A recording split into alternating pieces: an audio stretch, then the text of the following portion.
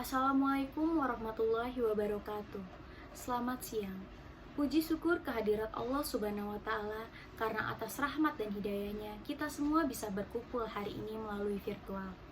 Terima kasih saya sampaikan kepada Bapak Ibu dosen penguji yang telah meluangkan waktunya pada sidang skripsi saya hari ini. Dan saya juga berterima kasih kepada dosen pembimbing saya, Bapak Dr. Insinyur Yulizain MM, yang telah membimbing saya selama penelitian ini berlangsung. Perkenalkan, nama saya Mega Cerah Aditya, mahasiswi Fakultas Ekonomi dan Bisnis, Program Studi Manajemen Strata 1, Universitas Persada Indonesia YAI, dengan nomor induk mahasiswa 18142900086. Siang hari ini saya akan mempresentasikan hasil skripsi saya yang berjudul Pengaruh Budaya Organisasi, Locus of Control, dan Keterampilan Terhadap Kinerja Karyawan di Pusat Pengembangan SDM Perhubungan Darat. Ada beberapa hal yang akan saya bahas pada presentasi kali ini. Yang pertama, latar belakang masalah. Yang kedua, identifikasi masalah. Yang ketiga, rumusan masalah. Yang keempat, tinjauan teori. Yang kelima, kerangka pemikiran dan hipotesis. Yang keenam, metodologi penelitian. Yang ketujuh, hasil penelitian. Dan yang terakhir, kesimpulan dan saran. Latar belakang masalah sebagai berikut. Sumber daya manusia di suatu organisasi memiliki peranan yang penting. Terlebih lagi di Badan Pengembangan Sumber Daya Manusia Perhubungan adalah unsur pelaksanaan tugas dan fungsi Kementerian Perhubungan yang berada di bawah dan dipimpin oleh Kepala Badan. Badan Pengembangan Sumber Daya Manusia Perhubungan dibentuk berdasarkan Peraturan Presiden Nomor 24 Tahun 2010 tentang kedudukan, tugas, dan fungsi Kementerian Negara, serta susunan organisasi, tugas, dan fungsi Eselon 1 Kementerian Negara. Badan Pengembangan Sumber Daya Manusia mempunyai tugas melaksanakan pengembangan sumber daya manusia di bidang perhubungan. Pelaksanaan kegiatan pengembangan sumber daya manusia salah satunya dilakukan oleh Pusat Pengembangan SDM Perhubungan Darat. Sumber daya manusia dalam hal ini yaitu karyawan menjadi salah satu faktor sumber modal penting bagi organisasi dalam mencapai tujuan organisasi. Oleh karena itu, penting bagi organisasi agar mampu mengelola dan meningkatkan kinerja karyawan. Namun, pada kenyataannya, berbagai kasus mengenai kinerja karyawan sering dialami perusahaan, bahkan dapat terjadi di Pusat Pengembangan SDM Perhubungan Darat atau disingkat PPSDMPD, yang justru bertugas untuk mengembangkan sumber daya manusia Kementerian Perhubungan. Dari latar belakang tersebut ada identifikasi masalah. Yang pertama, masih rendahnya kinerja yang ditunjukkan karyawan di Pusat Pengembangan Sumber Daya Manusia Perhubungan Darat terkait kurangnya kesesuaian penyelesaian pekerjaan dengan standar kualitas hasil kerja. Yang kedua, masih kurangnya inovasi dan keberanian mengambil resiko pekerjaan, kurangnya kecermatan, ketelitian, dan kemampuan menganalisis pekerjaan. Yang ketiga, masih kurangnya kepercayaan diri karyawan dan inisiatif karyawan dalam pekerjaan. Dan yang terakhir, masih rendahnya keterampilan karyawan yang berkaitan dengan kurangnya memahami standar operasional kerja. Selanjutnya ada rumusan masalah. Rumusan masalah yang pertama, apakah terdapat pengaruh budaya organisasi terhadap kinerja karyawan di Pusat Pengembangan Sumber Daya Manusia Perhubungan Darat? Yang kedua, apakah terdapat pengaruh locus of control terhadap kinerja karyawan di Pusat Pengembangan Sumber Daya Manusia Perhubungan Darat? Yang ketiga, apakah terdapat pengaruh keterampilan terhadap kinerja karyawan di Pusat Pengembangan Sumber Daya Manusia Perhubungan Darat? Dan yang keempat, apakah terdapat budaya organisasi, locus of control, dan keterampilan terhadap kinerja karyawan di Pusat Pengembangan Sumber Daya Manusia Perhubungan Darat? Selanjutnya ada tinjauan teori. Yang pertama, manajemen.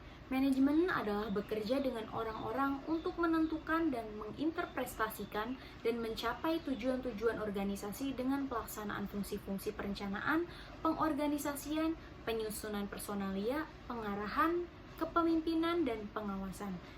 Yang kedua, manajemen sumber daya manusia.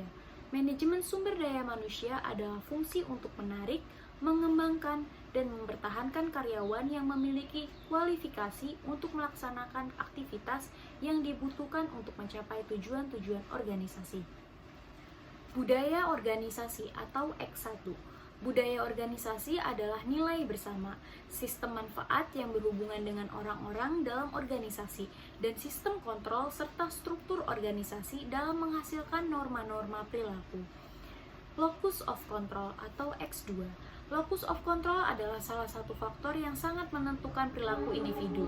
Orang yang memiliki pusat kendali internal mempunyai keyakinan bahwa apa yang terjadi pada dirinya, kegagalan, keberhasilannya, karena pengaruh dirinya sendiri. Kerangka pemikiran dan hipotesis. Dalam bagian tersebut dijelaskan bahwa X1 budaya organisasi, X2 locus of control, X3 keterampilan, dan Y kinerja karyawan. Yaitu dengan kesimpulan, hipotesis pertama diduga terdapat pengaruh budaya organisasi terhadap kinerja karyawan Pusat Pengembangan Sumber Daya Manusia Perhubungan Darat. Hipotesis kedua diduga terdapat pengaruh locus of control terhadap kinerja karyawan Pusat Pengembangan Sumber Daya Manusia Perhubungan Darat. Hipotesis ketiga diduga terdapat pengaruh keterampilan terhadap kinerja karyawan Pusat Pengembangan Sumber Daya Manusia Perhubungan Darat. Dan hipotesis keempat diduga terdapat pengaruh budaya organisasi, locus of control, dan keterampilan terhadap kinerja karyawan Pusat Pengembangan Sumber Daya Manusia Perhubungan Darat. Metodologi penelitian. Metode penelitian yang saya gunakan yaitu kuantitatif. Penelitian kuantitatif adalah penelitian yang berlandaskan pada filsafat positivisme, digunakan untuk meneliti pada populasi atau sampel tertentu. Pengumpulan data menggunakan instrumen penelitian, analisis data bersifat kuantitatif atau statistik, dengan tujuan untuk menguji hipotesis yang telah ditetapkan. Yang kedua, objek penelitian. Objek penelitian saya di Kantor Pusat Pengembangan Sumber Daya Manusia Perhubungan Darat, Jakarta. Yang ketiga ada sumber data. Sumber data dibagi menjadi dua, sumber data primer dan sumber data sekunder. Sumber data primer yang langsung memberikan data kepada pengumpul data, sedangkan sumber data sekunder, sumber data yang tidak langsung memberikan data kepada pengumpul data, misalnya lewat orang lain atau dokumen. Teknik pengumpulan data. Teknik pengumpulan yang dilakukan dengan interview atau wawancara, kuesioner atau angket, dan observasi atau pengamatan. Yang kelima ada populasi dan sampel. Populasi berjumlah 83 orang dan sampel dalam penelitian ini yaitu non-probability sampling dengan metode total sampling. Non-probability sampling adalah teknik pengambilan sampel yang tidak memberi peluang atau kesempatan sama bagi setiap unsur atau anggota populasi untuk dipilih menjadi sampel. Yang keenam, pengolahan data. Pengolahan data menggunakan software SPSS versi 25. Sekarang saya akan membahas hasil penelitian. Yang pertama ada uji reliabilitas. Uji reliabilitas merupakan suatu ukuran kestabilan dan konsistensi responden dalam menjawab hal yang berkaitan dengan pertanyaan yang merupakan suatu variabel dan disusun dalam suatu bentuk kuesioner.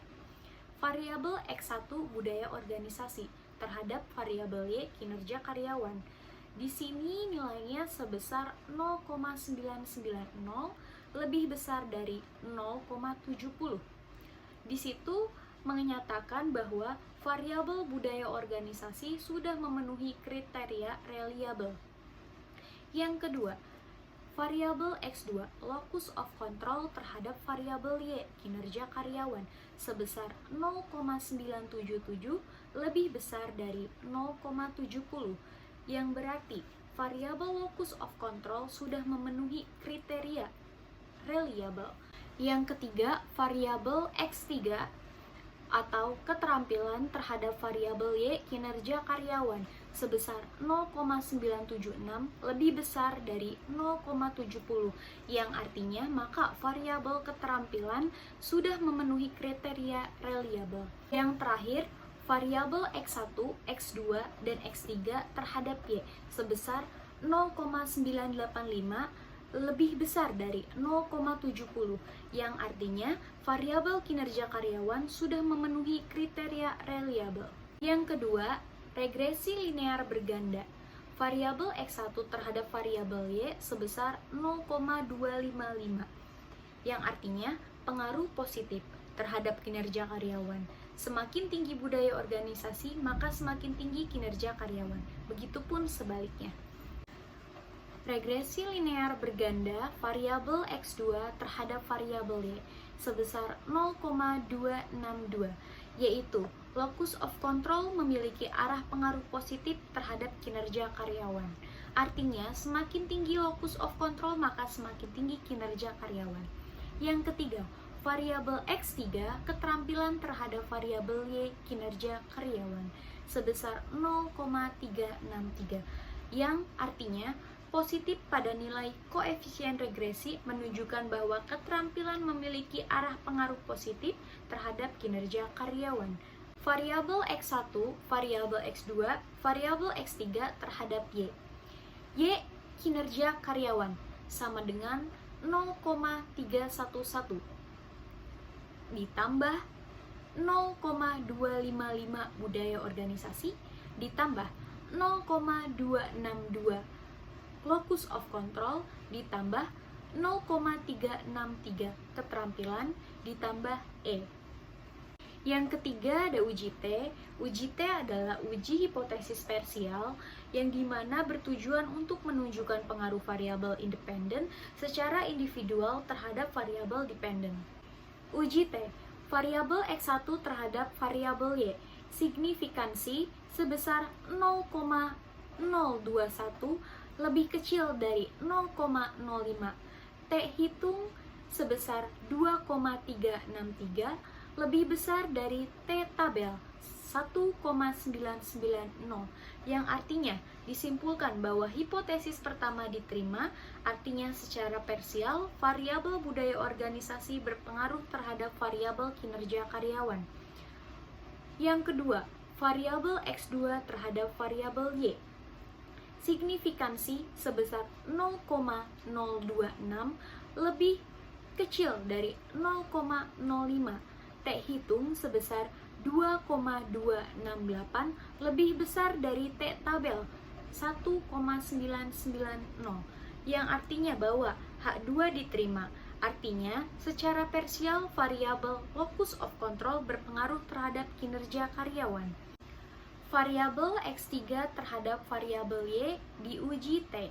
Signifikansi sebesar 0,002 lebih kecil dari 0,05.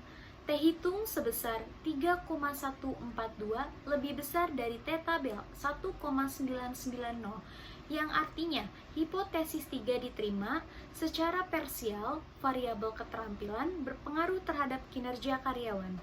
Yang keempat terdapat uji F.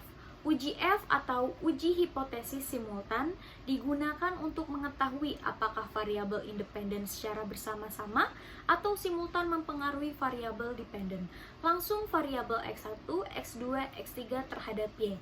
Signifikansi sebesar 0,000 lebih kecil dari 0,05. F hitung sebesar 44,067 lebih besar dari 2,72, yang artinya hipotesis 4 diterima secara bersama-sama atau secara simultan. Variabel budaya organisasi, locus of control, dan keterampilan berpengaruh terhadap kinerja karyawan. Uji koefisiensi determinasi, yaitu variabel X1, variabel X2, variabel X3 terhadap Y sebesar 0,626 sama dengan 62,6%. Untuk kesimpulan yang pertama, hasil penelitian menunjukkan bahwa budaya organisasi berpengaruh terhadap kinerja karyawan di Pusat Pengembangan Sumber Daya Manusia Perhubungan Darat. Yang kedua, hasil penelitian menunjukkan bahwa locus of control berpengaruh terhadap kinerja karyawan. Yang ketiga, hasil penelitian menunjukkan bahwa keterampilan berpengaruh terhadap kinerja karyawan. Dan yang keempat, hasil penelitian menunjukkan bahwa budaya organisasi, locus of control, dan keterampilan berpengaruh terhadap kinerja karyawan. Yang terakhir, saran. Untuk Pusat Pengembangan Sumber Daya Manusia Perhubungan Darat, lebih meningkatkan lagi budaya organisasi, locus of control, dan keterampilannya. Untuk peneliti selanjutnya, diharapkan tidak terpaku pada faktor-faktor dalam penelitian ini, yaitu kinerja karyawan, namun dapat menambah faktor lain yang mungkin dapat mempengaruhi kinerja karyawan, seperti halnya faktor gaya kepemimpinan, motivasi, atau lingkungan kerja. Diharapkan hasil penelitian ini dapat digunakan secara luas, Maka untuk penelitian selanjutnya diharapkan subjek tidak hanya terpaku pada Pusat Pengembangan Sumber Daya Manusia Perhubungan Darat. Sekian dari presentasi skripsi saya, kurang lebih mohon dimaafkan. Wabillahi taufiq wal hidayah. Wassalamualaikum warahmatullahi wabarakatuh.